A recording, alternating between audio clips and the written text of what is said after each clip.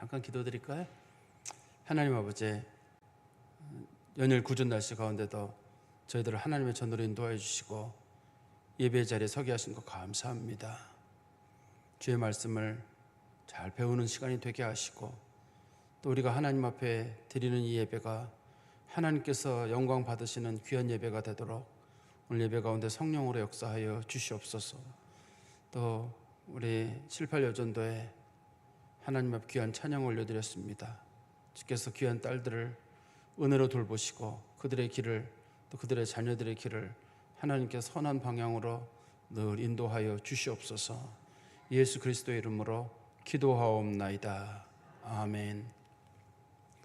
우리 오늘 읽었던 사무엘하 13장 1절부터 22절까지 말씀을 통해서 암논이 다말을 범함이라고 하는 제목으로 하나님 말씀을 전하겠습니다. 바로 앞에 나와 있는 내용은 주로 이제 솔로몬의 출생과 관련된 내용인데요.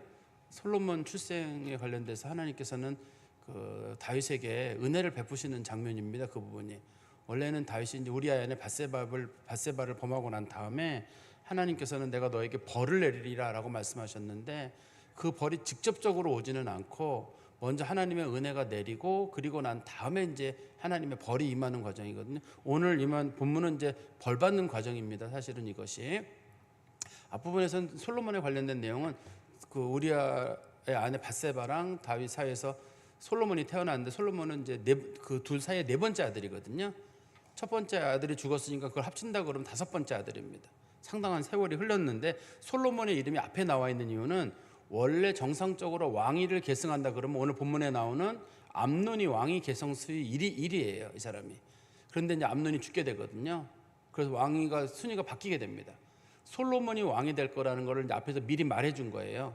우리가 지난 시간에 봤던 본문이 솔로몬이라는 이름은 누가 졌냐면 그의 엄마가 지은 이름입니다. 작년에 여자가 이제 아기 이름을 지었거든요. 그래서 솔로몬의 이름은 그 밧세바가 지은 이름이고, 근데 하나님께서는 나단 선지자를 통해서 솔로몬에게 또 다른 이름을 주라고 했는데 그의 이름의 뜻이 여디디야예요. 성경에서는 하나님이 그를 사랑한다고 해서 그의 이름을 여디디야라고 지라라고 했는데 보통 그러면 우리가 그 뜻만 보면은 하나님이 사랑하는 자 이렇게 해석을 해야 되는데 하나님이 사랑하는 자라는 뜻은 아닙니다. 하나님이 그를 사랑해서 그의 이름을 여디디야라고 지라고 했는데 그 말의 실제 뜻은 뭐냐면 하나님께서 다윗을 통해서 나라를 세우실 것이다. 그가 다윗을 이어서 왕이 될 것이다. 그런 뜻입니다. 이름의 자체가. 여디디야란 말의 뜻이 다윗이라는 말의 미래형이 여디디거든요.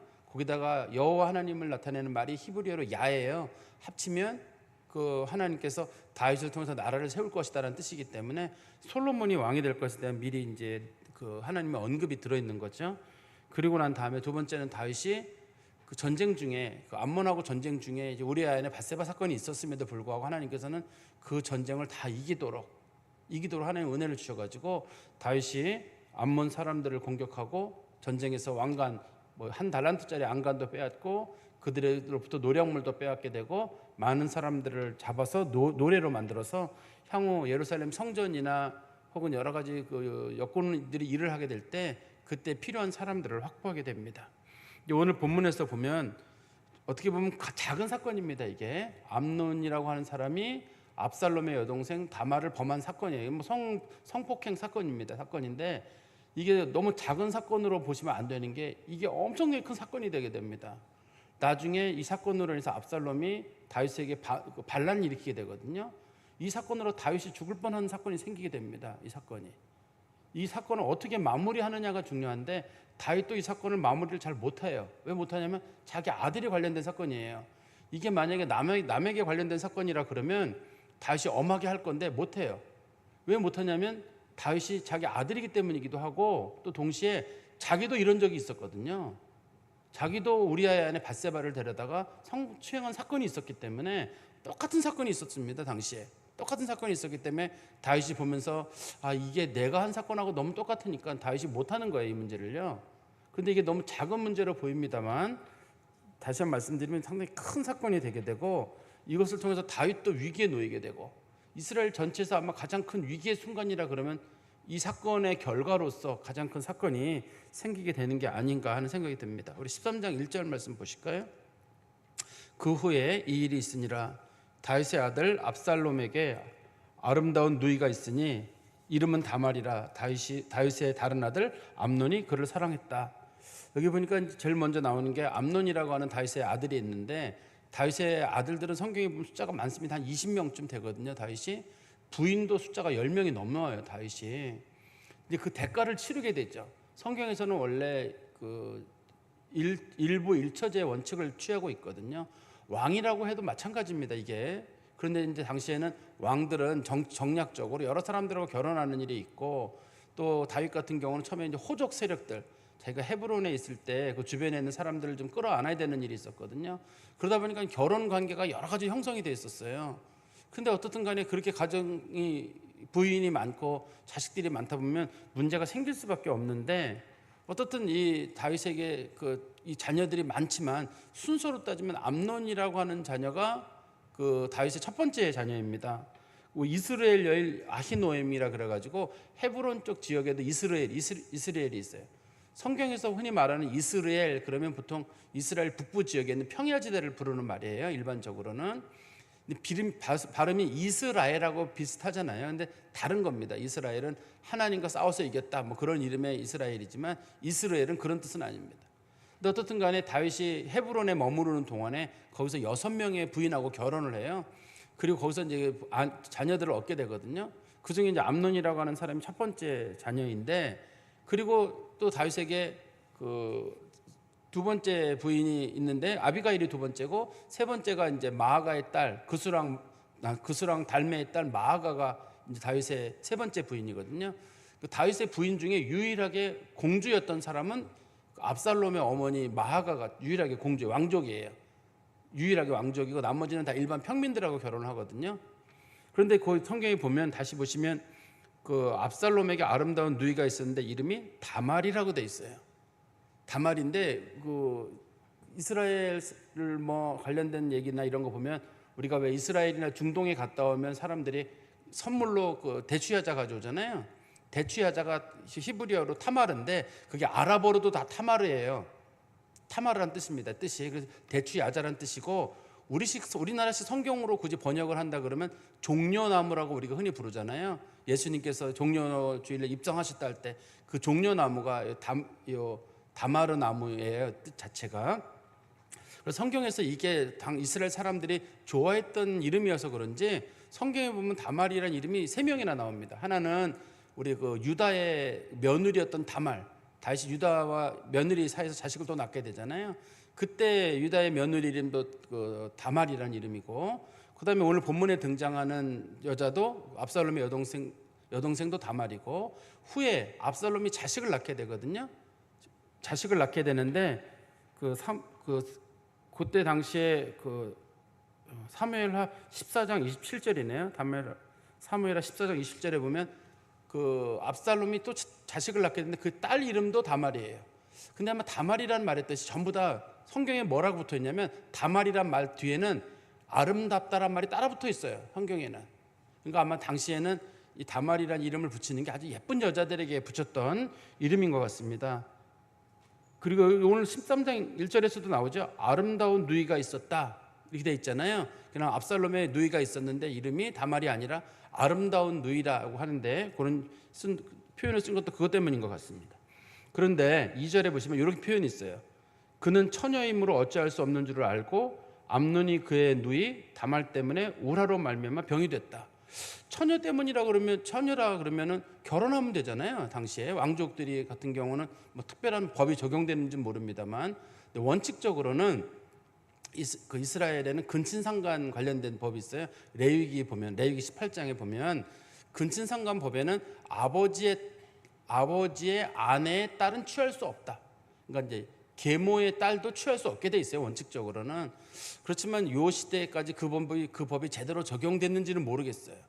세월이 지난 다음에는 그 법이 아주 엄격하게 적용이 되지만, 다윗 왕 때가 물론 출애굽 이후로 한 400년 정도 시간이 지났습니다만, 이때까지는 이 법이 완벽하게 적용이 되기 어려워요.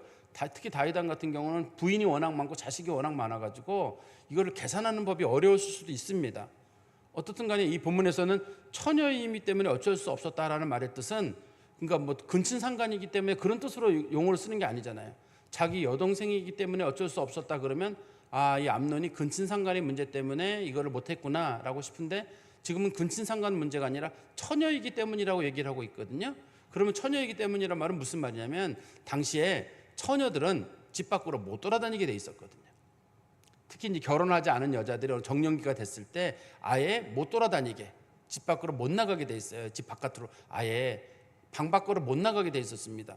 제가 우리 지난번에 요한복음 설교 드리면서 죄 없는 자가 돌로 치라고 했을 때 어떤 여자가 하나가 음행 현장에서 잡혀와 가지고 바리새인들이 그 사람을 잡아와 가지고 예수님 앞에 돌로 칠까요라고 물어볼 때 예수님께서 죄 없는 자가 돌로 치라고 말씀하시면서 나도 너를 정죄하지 아니하노니 다시는 이런 일을 하지 말라고 예수님 말씀하신 게 있거든요. 그때도 제가 이 말씀을 드렸었어요. 그때 간음 현장에 잡힌 여인이 엄밀하게 간음 현장에서 잡혔다 그러면 남자 여자가 같이 있어야 되거든요. 근데 거기서 여자만 잡혀오잖아요. 그럼 여자만 잡히는 경우는 어떤 경우냐면 결혼 정년기에 이른 여자가 집 밖으로 나가는 경우를 이거를 간음죄로 봤어요, 당시에. 그래가지고 이 여자에게 사람들이 돌로 쳐 죽이는 형이 있었거든요, 옛날에. 그렇기 때문에 이때도 마찬가지입니다. 암논이 다말을 좋아하지만 다말을 만나고 싶어도 만날 수가 없는 이유는 뭐냐면 다말이 집 밖으로 나오질 않아요. 집 밖으로 나오지 않으니까 암논이 이걸 해결할 방법이 없는 거예요. 만나야지만이 무슨 손을 잡든지 무슨 자기 나름대로 욕구를 어떻게 하든 이렇게 해야 되는데 만날 방법이 없는 거예요. 집 밖으로 내보내질 않으니까. 그때 3절 말씀 보십시오. 암논에게 요나답이라 하는 친구가 있으니 그는 다윗의 형 시므아의 아들이요 심히 간교한 자라. 아마 요나답이라고 하는 사람은 다윗의 아들 암논의 친구이기도 하면서도 아마 조언자였던 것 같아요. 우리나라 성경책에 간교하다라고 번역을 했습니다만 원래 뜻은 매우 지혜롭고 현명하다는 뜻이에요. 그러니까 다윗이 봤을 때 자기 아들에게 정말 똑똑한 모사를 하나 붙여준 겁니다. 우리 아들 이제 정상적이면 암논이 왕이 될 거거든요. 다음 차기 왕이 될 거기 때문에 지금 현재를 우리나라식 표현으로 그런다 그러면 아마 황태자가 될 겁니다. 이 암논이. 그러니까 아버지가 똑똑한 사람을 하나 붙여준 거예요. 근데 그 똑똑함을 나쁜 데 썼기 때문에 성경이 번역할 때 이거를 지혜롭다고 번역을 하지 않고 간교하다고 우리나라 성경책이 번역을 한 겁니다. 문맥상으로는 아마 잘 번역을 한 것처럼 보이거든요. 근데 요나답이 암논에게 뭐라고 조언을 하냐면 4절 말씀 보십시오. 그가 암논에게 이르되 왕자여 당신은 어찌하여 나날이 이렇게 파리하여 가느냐. 파리한다는 말은 좀 말라간다는 뜻이겠죠. 내게 말해주지 아니하겠느냐 하니 암논이 말하되 내가 압살롬의 누이 다말을 사랑함이니이다. 내가 압살롬의 누이 다말을 사랑하기 때문에 몸이 말라간다. 이해가 되는 거예요. 하나는 이제 근친상간의 문제가 부분적으로 있을 수가 있고, 두 번째는 만나고 싶은데 나오질 않는 거예요, 이 여자가. 근데 제가 아까도 말씀드렸듯이 이거를 굳이 근친상간의 문제라고 보기보다는 이 다말이 나오지 않는 문제로 보는 이유는 이 문제 해결책을 제시하는 요나답의 말을 들어보면 우리가 알 수가 있습니다. 5절의 말씀해 보십시오. 요나답이 그에게 이르되 침상에 누워 병든 채 하다가 네 아버지가 너를 보러 오거든 너는 그에게 말하기를 원하건대 내 누이 다말이 와서 내게 떡을 먹이되 내가 보는 데에서 떡을 차리고 그의 손으로 먹여주게 하옵소서 하라 하니. 어떤 조언을 한 거냐면 이 암논이 아파서 누워 있다는 소문이 들리면 아버지 다윗이 찾아갈 거 아니에요.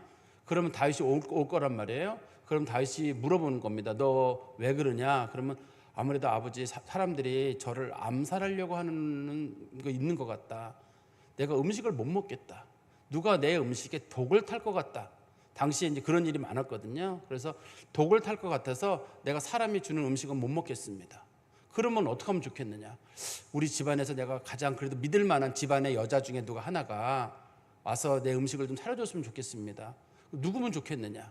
다말이 와서 내가 보는 데서 직접이라는 말은 다말도 혹이라도 거기다 뭘 탈 수 있으니까 정말 내가 보는 데서 직접 밀가루를 이렇게 반죽을 해가지고 음식을 만들어주면 일단은 다말이 같은 집안이니까 믿을만하고, 두 번째는 내 앞에서 직접 음식을 만드는 거니까 독을 탈 수 없을 거고, 그러니까 내가 그 음식을 먹을 수 있습니다. 그렇게 얘기를 한 거예요. 그러니까 이 얘기를 들으면 아버지가 어떻게 생각하냐면, 야, 이놈 상당히 신중한 놈이구나. 지금 내 아들이 이렇게 위기에 처한 거예요. 몸이 아픈 게 아니라 실제로는 아들이 음식을 못 먹는 이유가 누군가가 아들을 독살하려고 한다는 얘기가 지금 돌고 있고, 그런데 아들이 그것 때문에 걱정하고 자기가 몰랐다는 게 다윗 입장에서는 마음이 걸렸단 말이에요. 그런데 이거를 단순하게 뭐 제가 누구를 사랑합니다 이런 얘기를 꺼내는 게 아니라, 그러니까 내 음식에 누가 독을 타지 않도록 믿을 만한 사람 좀 보내주십시오 아버지. 근데 그 집에 성경에 보면 딸 이름이 단말밖에 안 나와요. 전부 다 아들 이름만 나와요.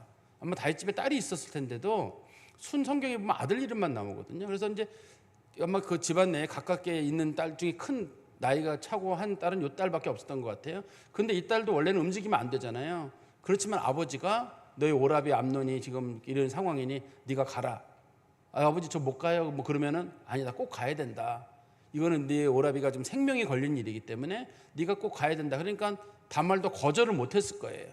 그래서 가게 됩니다. 성경 말씀 보십시오. 6절에 암논이 곧 누워 병든 채 하다가 왕이 와서 그를 볼 때 암논이 왕께 아뢰어 이르되 원하건대 내 누이 다말이 와서 내가 보는 데에서 과자 2개를 만들어 그의 손으로 내게 먹여 주게 하옵소서 하니, 직접 만들어서 그리고 내게도 먹여달라는 것까지. 그러니까 이제 음식을 만드는 보통의 일반적인 하인들이나 하녀들을 못 믿겠으니 다말이 와서 음식을 주면 먹겠습니다. 우리 생각할 때는 굳이 뭘 이렇게 과자를 달라 그러나, 밥도 아니고 빵도 아니고. 근데 우리가 생각하는 그 과자랑은 좀 다른 거로 보입니다. 성경 말씀에 보시면, 우리 성경 말씀 다 7절에 보시면 다윗이 하다가 그 앞에 쏟아 놓아도 암논이 먹기를 거절했다. 근데 우리가 알기로는 과자는, 우리가 아는 쿠키는 그렇게 구워서는 먹을지 몰라도 그걸 냄비에 넣어가지고 끓여 먹지는 않잖아요. 냄비에 넣어서 끓여가지고 오라버니가 먹을 수 있도록 이렇게 접시에다가 쏟았는데 안 먹는다고 말하는 걸 보니까 요즘 우리가 생각하는 그 과자랑은 좀 다른 것 같죠. 아마 뭐 만두 같은 거든지, 어떤 분들이 이걸 경단 같은 거라고 설명하시는 분도 계시고, 요즘 우리식 표현으로는 이제 푸딩 같은 거였을 거로 봅니다. 아마 간식거리 같은 거로 보여요. 그러니까 냄비에다 끓여가지고 그걸 부어서 먹는 거니까 아마 푸딩 같은 그런 것이 아니었을까, 이렇게 볼 수 있어요. 그 다음에 이게 성경에서 과자라는 말의 뜻이 히브리어의 그 마음, 심장이라는 말과 글자가 똑같아요. 과자라는 말의 뜻이. 그래서 어떤 학자는 얘기하기를 이 과자의 모양이 심장하고 닮았을 것이다, 이렇게 생각하는데, 우리는 심장 그러면 하트를 자꾸 떠올리잖아요. 하트 모양의 과자였을 거예요. 그런 거랑은 다릅니다. 그 하트 모양이 심장을 나타내는 건 최근에 사람들이 만들어낸 상인 거고, 옛날에 아마 사람들이 손으로 주물럭주물럭 했는데 마치 사람의 심장처럼이나 이렇게 만들어진 과자였지 않았을까, 뭐 그렇게 우리가 생각해 볼 수는 있을 것 같아요. 그리고 다시 9절에 보시면 그 냄비를 가져다가 그 앞에 쏟아 놓아도 암논이 먹기를 거절하고 암논이 이르되 모든 사람을 내게서 나가게 하라 하니 다 그를 떠나 나가니라. 이때도 마찬가지입니다. 이게 이제 사람들을 내쫓는데, 사람들은 누구냐면 주로 암논의 경호원들이거나 아니면 다말의 경호원들일 거거든요. 그 사람들 나가라. 나 아무도 못 믿겠다. 내 음식은 직접 다말이 와서 나한테 먹여줘야 되고, 나는 주변에 사람들이 있는 건 아무도 못 믿겠다 하는 거니까, 이거를 나쁘게 보는 사람들은 저 사람은 속셈이 있는 거 아니야? 왜 굳이 다말이 침실까지 와가지고 음식을 먹이라 그래? 이렇게 할 거고, 속셈을 이제 짐작하는 사람들은, 모르는 사람들은 참 신중한 사람이구나. 자기 경호원들도 믿지 못하고 저렇게 직접 다말이 와서 음식을 먹여줘야지만 음식을 먹는다고 하니 저 사람 참 신중한 사람이라고 볼 수도 있을 것 같아요. 그리고 다시 10절의 말씀해 보시면 암논이 다말에게 이르되 음식을 가지고 침실로 들어오라. 내가 내 손에서 먹으리라 하니 다말이 자기가 만든 과자를 가지고 침실에 들어가 그의 오라버니 암논에게 이르러 음식을 만들어서 그 오라버니한테 가져가게 됐는데요. 당시에는 그 결혼하지 않은 여자가 만들어준 음식이 건강 회복에 도움이 된다는 속설이 있었다고 해요. 어떤 기록에 보면. 그러니까 이제 한편으로는 독이 들어가는 문제에 대한 게 하나, 두 번째는 결혼하지 않은 여자가 음식을 갖다 주게 되면 그 음식을 만들어 주게 되면 그 음식이 좀 사람들에게 뭐 어느 정도의 좋은 영향을 끼친다, 아마 그런 것들이 당시에 있었을 것이다라고 보기도 한답니다. 그리고 11절에 보시면 그에게 먹이려고 가까이 가지고 갈 때 암논이 그를 붙잡고 그에게 이르되 나의 누이야 와서 나와 동침하자 하는지라. 그런데 갑자기 다말이 전혀 생각지도 못했는데 갑자기 동침하자고 얘기를 꺼낸 거예요. 그래서 지금 다말로서는 이 상황을 받아들이기가 어렵죠. 그렇지만 암논의 입장에서는 암논이 오랫동안 계획한 겁니다. 이거는 암논이 계획한 거기 때문에 다말은 여기서 저항할 수는 없어요. 왜냐하면 사람들 다 내보낸 데다가 이미 어느 정도 암논이 계획을 짜놨을 거거든요. 그런데 성경에 보면 이 다말이라는 사람이 이 위급한 순간에 상당한 정도의 지혜를 발휘하게 됩니다. 우리 한번 12절에 보십시오. 12절에 보시면 그 다말이 얼마나 지혜로운 사람인지 나옵니다. 12절에 그가 그에게 대답하되 아니라 내 오라버니여 나를 욕되게 하지 말라. 지금 첫 번째를 뭐라고 했냐면 나를 욕되게 하지 마라. 단순하게 성추행에 관련된 문제 때문에 이렇게 얘기하는 게 아닙니다. 이게 당시에는 성경험이 있는 여자는 결혼을 못하게 돼 있습니다. 이게 이 성경의 법에 따르면 결혼을 못하게 돼 있습니다. 이게 신명기 22장 20절 21절에 보면 나오는데 결혼을 했는데 어떤 성경험에 관련된 주로 성경에서는 주로 이제 피 자국 같은 그런 것들인데요. 그런 게 없다. 그러면 그 여자는 자기 몸을 더럽히고 집안을 더럽혔다 그래서 아버지나 오라버니가 죽이게 돼 있어요. 이 딸을. 그러니까 성경험이 있는 여자는 결혼을 못합니다. 당시의 기준으로. 오늘날과는 좀 다른 거거든요. 그러니까 욕되게 한다는 말은 만약에 오라버니가 나랑 성추행을 해서 문제 생겼다, 성폭행을 해서 문제 생겼다 그러면 이 여자는 결혼을 못하게 되는 거예요. 평생. 실제로도 다말은 결혼하지 않고 평생 늙어 죽게 됩니다. 결혼을 못하게 되거든요. 두 번째는 이런 일은 이스라엘에서 마땅히 행하지 못할 것이다. 이거 오라버니가 여동생을 이렇게 성폭행하는 문제도 그렇고 또 이게 이제 근친상간의 문제도 부분적으로 껴 있는데 아까 말씀드린 레위기 18장에 보면 이렇게 못하게 돼 있거든요. 레위기 18장 11절에 보면 아버지의 아내의 딸은 그 너의 자매이기 때문에 그렇게 성관계를 갖지 못하게 하고 있거든요. 이거는 오라버니 안 되는 일이다. 이거는 첫 번째는 자기가 욕된 일이 되기 때문에 자기 평생 결혼 못 한다는 거.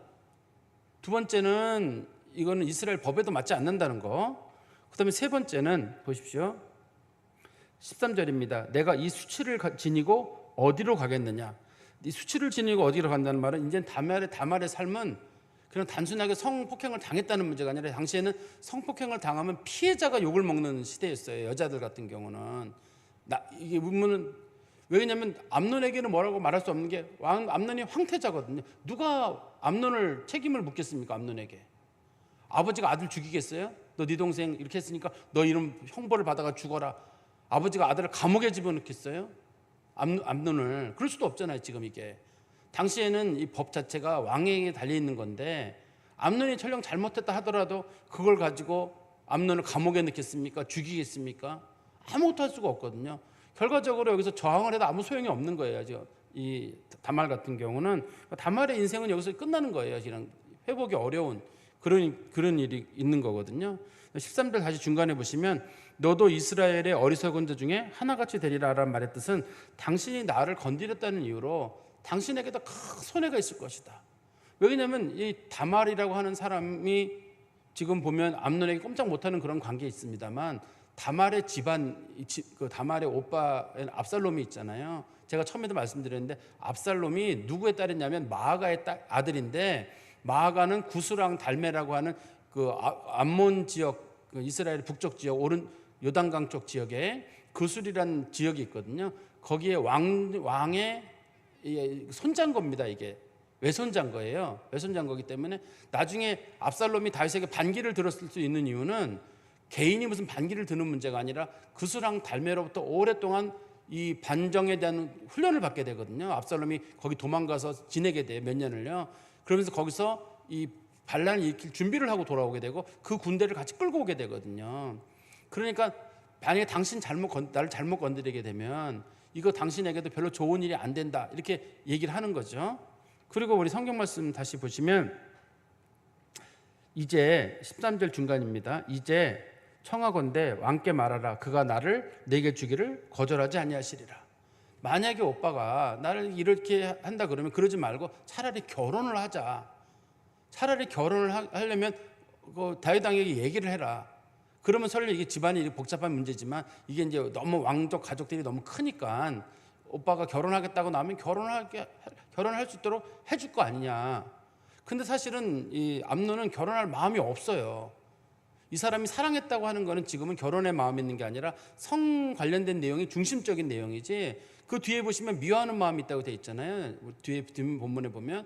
그러니까 결혼할 마음이 없는 거예요. 그러니까 이 여자가 차라리 그러지 말고 결혼을 해라. 결혼한다고 얘기를 하면 허락을 할 거 아니냐. 차라리 결혼으로 이 문제를 마무리 짓면 되지 않겠느냐. 물론 이제 또 어떤 분들은 그럼 허락하지 않으면 어떻게 되겠냐. 이 상황을 피하려고 그러느냐. 이 본문의 내용상 봤을 때는 이 성폭행이죠. 성폭행을 당하고 난 다음에 그 다말이 보이는 여러 가지 태도들을 봤을 때 다말은 결혼하기를 원했던 것 같아요. 이런 일이 생겼습니다만 결혼을 해야 된다고 생각을 해가지고 다말이 이제 결혼을 하자고 얘기를 한 겁니다. 그러니까 이런 얘기들을 꺼냈다는 얘기는 전반적으로 다말이라는 사람이 상당히 지혜로운 사람인 거예요. 그 와중에서 뭐 그런 얘기를 꺼내기가 어렵잖아요. 그런데 그냥 자세하게 얘기를 꺼내는 거죠. 나한테도 욕이 되고 오라버니한테도 욕이 되고 또 전체적으로 좋지도 않고 왕에게 허락을 받으면 되지 않느냐. 그리고 여자의 인생이 비참하게 된다는 걸 당신이 알고 있는데 조금 마음을 좀 추스르면 되지 않느냐라고 하는데 암논이 그걸 받아들이지 않게 됩니다. 그리고 14절에 보시면 암논이 그 말을 듣지 아니하고 다말보다 힘이 셈으로 억지로 그와 동침하니라. 그러니까 이게 다말의 허락을 받았다기보다는 강제적으로 동침을 한 거죠. 근데 원래 원칙적으로는 그 레위기 법에 보면 동침을 할 때 도시에서 동침을 하는 경우랑 그다음에 들판에서 동침하는 경우가 달라요. 법이. 성추행도 도심에서 성추행을 당했을 때 소리를 안 질렀으면 이거는 동의한 게 되고 들판에서 소리를 안 질렀으면 이거는 소리를 질러도 소용없기 때문에 생존을 위한 것으로 보고 여기는 도시거든요. 도시였는데 다말이 소리를 안 질렀다. 그러면 이게 이제 다말에게도 책임이 부분적으로 가요. 원래 법상으로는. 그렇지만 뭐 그렇게까지 복잡한 법은 둘째 문제고 여기서는 어떻든 다말은 동의하지 않은 거로 보이고 일단은 그렇지만 이 암논의 일방적인 행위로 보입니다. 15절 말씀 보십시오. 그리하여 암논이 그를 심히 미워하니 이제 미워하는 마음이 전에 사랑하던 사랑보다 더한지라 암논이 그에게 이르되 일어나 가라 하니라. 갑자기 성관계를 맺고 난 다음에 미워하는 마음이 생겨가지고 쫓아내버린단 말이에요. 그러면 갑자기 무슨 뭐 엄청나게 이 여자에게 무슨 실수가 있어가지고 이 여자에 뭐 흠이 있어가지고 이 여자를 미워하느냐 뭐 그런 건 아닙니다. 이게 내용상 놓고 보면 이 내용상 놓고 보면 암논이 압살롬과 압살롬의 집안에 대한 적대적인 태도를 가지고 있었던 것 같아요. 왜냐하면 자기는 정상적이면 자기가 왕이 돼야 되거든요. 근데 자기에게 위협 요인으로 남아있는 사람이 압살롬이 위협 요소예요. 유일하게 자기 집안 중에 제일 똑똑하거든요. 압살롬. 정상적이면 압살롬이 왕이 되는 게 옳아요. 나중에 그 사람들의 마음을 다 모을 수 있을 만큼의 지도력, 정치력이 있는 사람이거든요. 압살롬이. 외모도 가장 준수한 사람입니다. 이 집안 식구들이 준수한 사람인데 그래서 암논이 이 압살롬에 대해 상당히 적대적인 태도를 가지고 있었기 때문에 그냥 이 여자에 대한 성적인 그런 마음만 있고 난 다음에 그냥 이렇게 해서 내가 압살롬에게 상당히 모욕을 줘야 되겠다. 그런 마음이 있었던 걸로 보입니다. 이거를. 그다음에 두 번째는 암논이라는 사람이 정신적 이상이 있었을 수도 있어요. 정신적인 이상이 있어가지고 그런 일 있고 난 다음에 갑자기 정신 확 돌변해가지고 너 나가라. 그리고 막 쫓아내는 장면이 있잖아요. 그럼 암논에 정신적인 어떤 문제가 있을 수가 있을 것 같고 그다음에 성경적인 배경을 놓고 보면 하나님께서 분명히 그러셨거든요. 다윗에게 내 집안에 향후 칼이 끊이지 않을 것이다. 이게 시작되는 건데 이게 시작이 되는 거예요.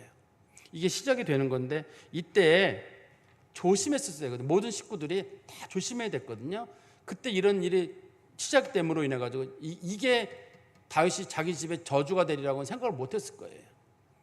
이게 이제 칼이 시작되는 거거든요. 이게 엄청난 사건. 우리 소위 나비 효과라 그래가지고 나비 한 마리가 조금 날갯짓한 거였는데 그게 엄청난 태풍이 되는 일이 있다고 하잖아요. 뭐 기후학자들이 말하는 것처럼 나비 효과라고 소위 불려지는 것처럼 분명히 작은 일이었는데 엄청난 사건이 되는데 다윗도 이게 설마 우리 집안에 내리는 저주의 시작일까?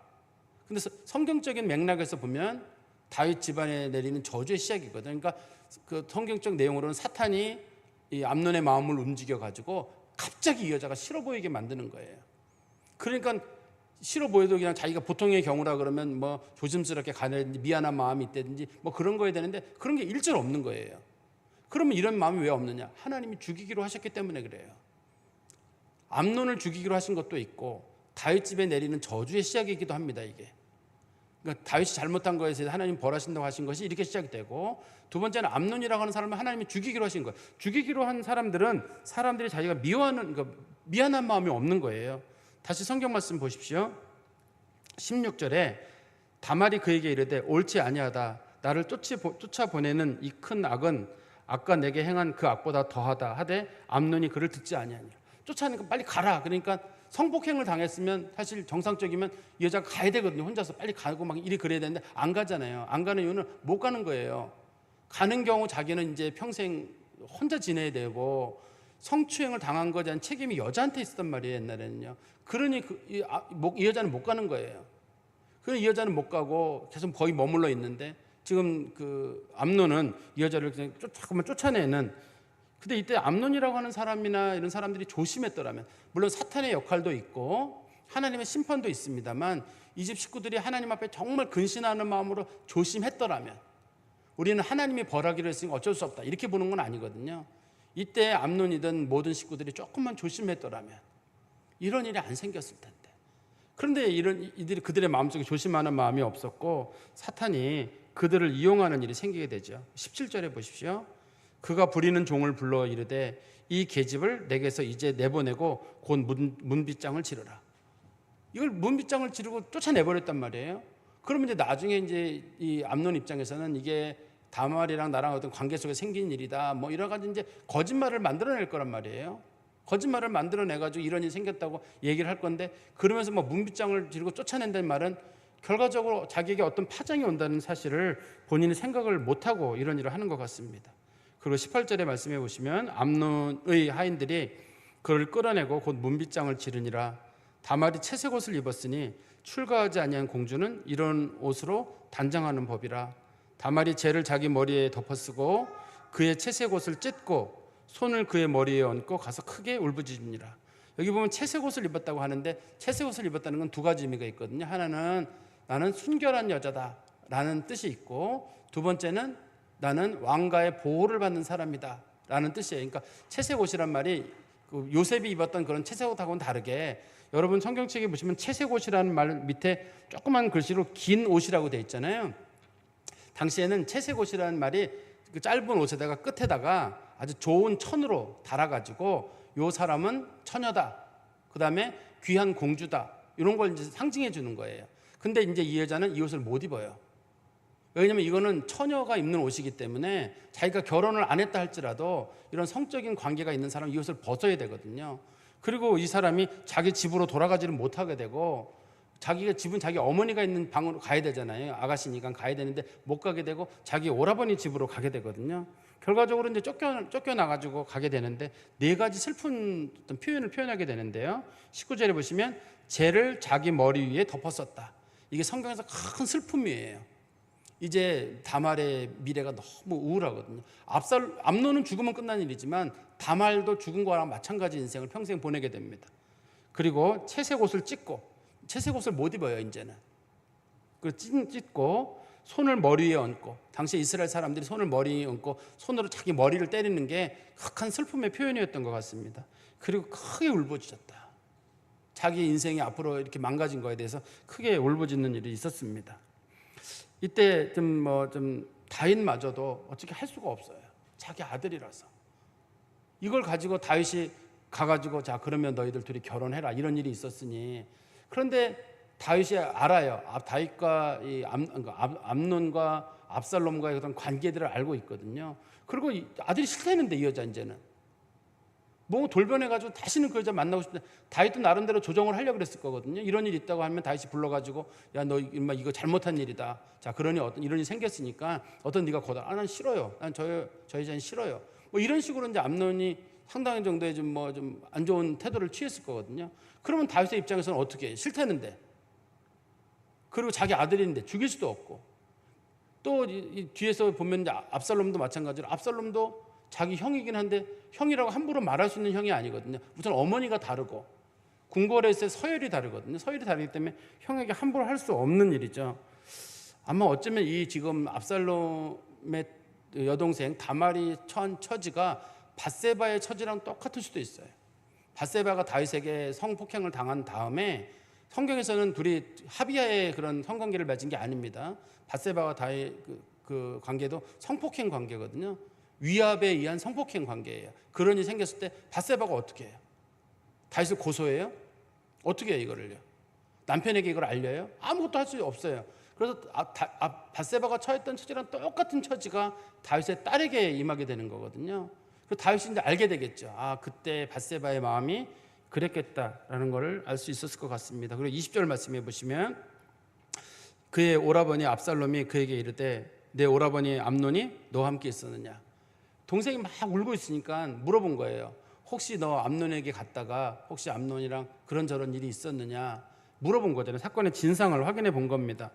그랬더니 이제 얘기를 하는 거죠. 이만저만한 일이 있었다. 그러니까 20절 중간에 보시면 그러나 그는 내 오라버니이니 누이야 지금은 잠잠히 있고 이것으로 말미암아 근심하지 말라 하니라. 이에 다말이 그의 오라버니 압살롬의 집에 있어 처량하게 지내니라. 처량하게 지냈단 말은 평생 결혼하지 않고 혼자 지냈다. 이런 성경적 표현입니다. 그러니까 이 여자 그 다말이 힘들어할 때 그 압살롬이 뭐라고 얘기했냐면 너의 오라버니니까 오라버니가 아니면 왕족이니까 죽일 수도 있거든요. 그렇지만 오라버니다 할 수는 없고 두 번째는 지금은 잠잠히 있으란 말은 나중에는 내가 반드시 처리하겠다. 우리 오늘 읽은 본문 뒷면에서 압살롬이 죽이거든요. 기다렸다가 암논을 죽입니다. 시간을 보고 있는 사람이에요. 이 사람은 지금은 안 되지만 때가 되면 내가 반드시 죽인다라는 생각을 가지고 있어가지고 잘 참고 있는 겁니다. 이 사람이. 그리고 다시 보시면 20절에 보시면 이것으로 말미암아 근심하지 말라. 너 너무 걱정하지 마. 내가 다 처리할 테니까. 그렇다고 해가지고 여동생이 무슨 결혼하거나 그러는 건 아니고 보복을 대신 해주겠다는 그런 약속입니다. 21절입니다.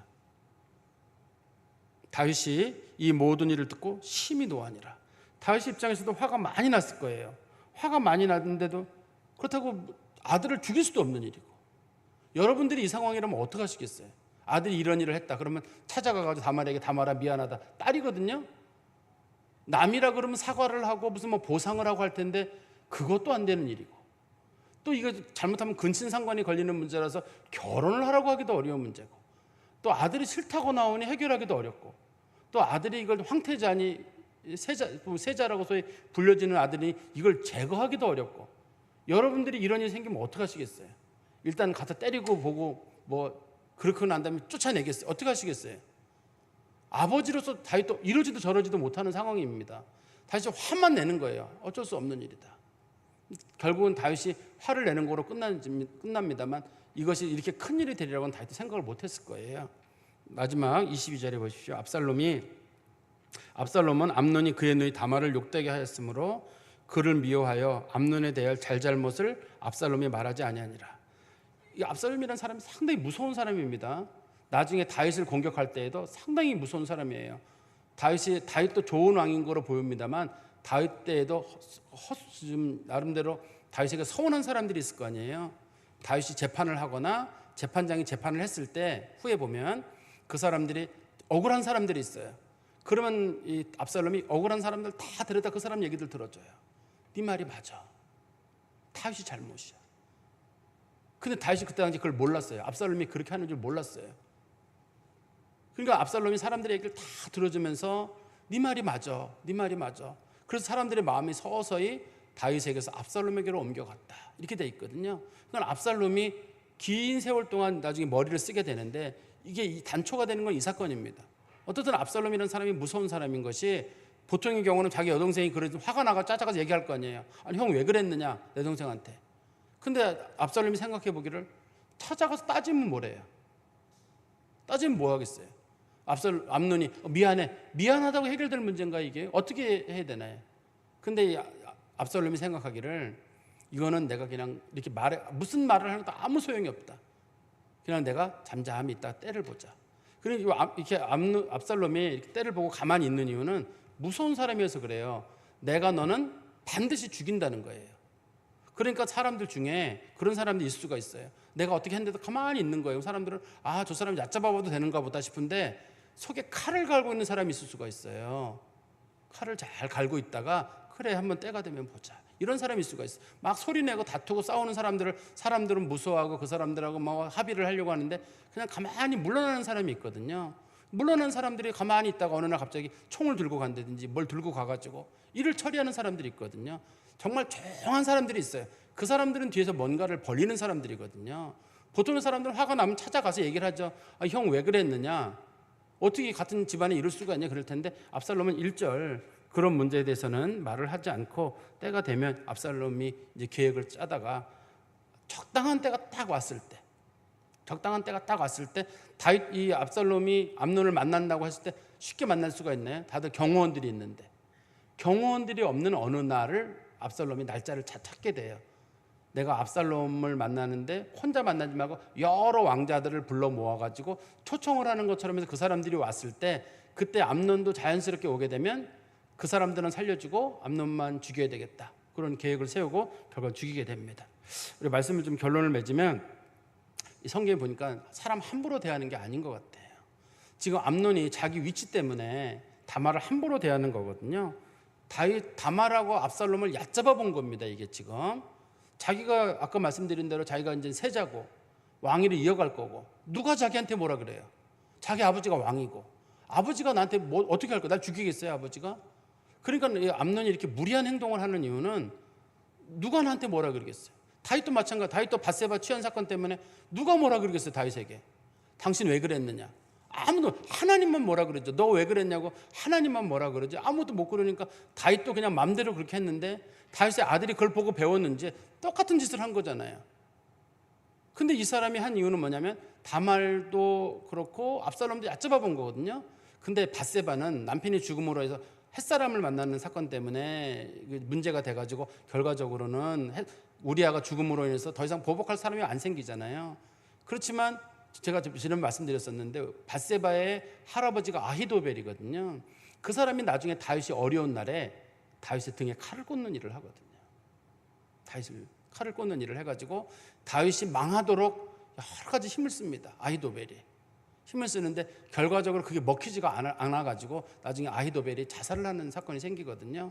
어쨌든 간에 밧세바도 얕잡아 봐서는 안 돼요. 나중에 다윗이 그것 때문에 당합니다.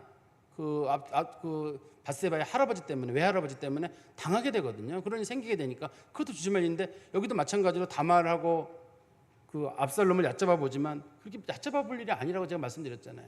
왜냐하면 압살롬 뒤에는 구스랑 달메라고 하는 외할아버지가 있거든요. 권력을 가지고 있는 외할아버지가 있는데 그 힘을 밀고 오는데 암논은 그걸 몰랐던 거예요. 그리고 또 한 가지는 이 성경적인 내용을 보면 다말이라는 사람이 상당히 지혜로운 사람이에요.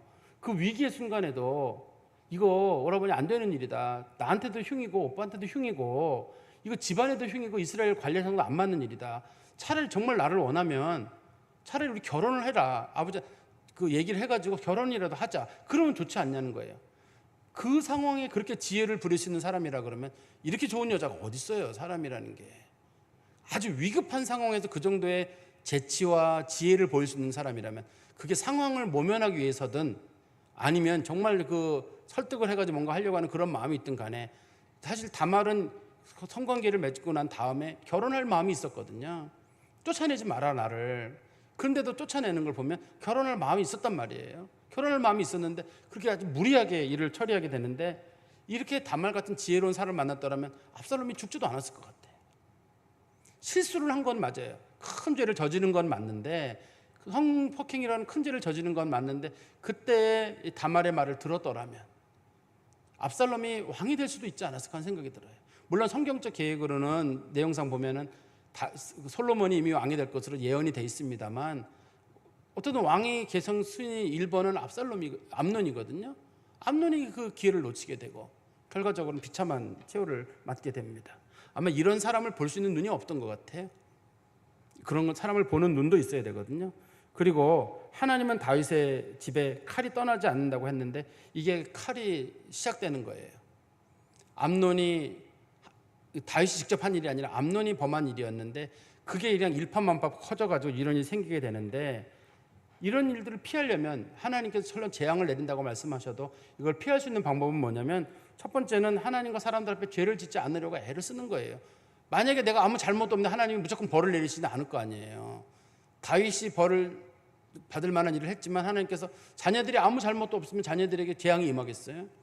근데 하나님께서는 어떻든 간에 이 암논이라는 사람이 자기가 잘못한 것에다가 하나님이 재앙을 내리시는 거잖아요. 그 제가 생각해 보기를 암논이 그때 그 재앙을 그 죄를 범하지만 않았더라면, 두 번째는 죄를 짓고 하나님 앞에도 회개하고 다말을 찾아가서 미안하다라고 했더라면, 압살롬을 찾아가서 미안하다라는 말만 했더라면, 그리고 회개한 마음으로 정말 겸손하게만 살았더라면, 사람이 죄를 지을 수는 있는데 죄를 짓고 죄를 하나님 앞에 인정하고 사람들 앞에 인정하고 그리고 자숙하는 마음으로 살았더라면 이렇게까지 가진 않았을 텐데, 이게 이스라엘 전체 국민 중에 나중에 내란이 일어나가지고 엄청나게 많은 사람이 죽게 되잖아요. 이 사건 하나가 말이에요. 이 하나님 앞에 우리가 취할 태도는 본문 말씀처럼 어떤 일이 저질렀을 때 사람이 죄를 짓지 않으려고 노력하는 마음이 필요해요. 그게 어떤 결과가 날지 모르기 때문에 그래요. 하나님 앞에든 사람 앞에든 간에 죄 짓지 않으려고 조심해야지. 내가 얕잡아보고 막 대하면 될 줄 알았는데 그 사람 그러면 안 되는 사람이 있거든요. 그런 게 있고, 두 번째는 늘 하나님 앞에 죄를 짓게 되거나 잘못했을 때는 하나님 앞에 회개하고 사람들에게 가서 잘못했다고 서로 얘기를 구하면 돼요. 미안하다, 잘못했다. 그 사람 마음을 돌이키려고, 물론 사람 마음 돌이키는 건 어려운 일입니다만 사람들 마음을 돌이키려고 하는 거 필요하고, 세 번째는 돌이키거나 잘못했다고 하나님 앞에 회개하거나 잘못을 얘기한다면 겸손한 마음으로 사는 거죠. 그러면 하나님께서 내린다고 하는 진노들이 지나가거든요. 우리도 어떤 일을 겪게 될지 모릅니다만 우리 그리스도인이 살 때에도 하나님 앞에도 죄 짓지 않도록, 사람들에게도 크게 해코지하지 않도록 조심하시고, 설령 우리가 그런 실수를 범할 때는 하나님께도 회개하고 사람들 앞에도 우리가 잘못했을 때는 미안하다고 얘기를 하고 용서해달라고 얘기를 구하고, 또 그리스도인들은 항상 늘 마음을 겸손한 마음으로 살아가는 그런 은혜가 있기를 간절히 소망합니다. 기도하겠습니다. 하나님 아버지, 주님 감사합니다. 하나님께서 다윗에게 은혜를 베푸시사 그에게 솔로몬을 주시기도 하시고 전쟁에 승리하기도 하시지만 그에게 내리시기로 하신 그 칼이 이 가정에 임함으로 이 가정에 큰 재앙이 시작된 것을 저희들이 말씀을 통해 살펴봤습니다. 하나님께서 재앙을 내린다고 하실 때에도 겸비하고 돌이키면 언제든지 재앙이 멀어지기도 하지만 그것을 가볍게 여기는 자들을 통해서 재앙이 시작되고 큰 어려움이 시작되는 줄 압니다. 하나님 아버지, 저희들은 하나님께서 저희들에게 은혜를 베푸실 수 있도록 저희들이 범사에 죄를 멀리하는 자들이 되게 하시고, 혹 저희들이 죄를 짓거나 실수를 했을 때 인정하는 자들이 되게 하시고 겸손한 마음으로 하루하루 살아가도록 저희들의 심령을 붙잡아 주시옵소서. 예수 그리스도의 이름으로 기도하옵나이다. 아멘.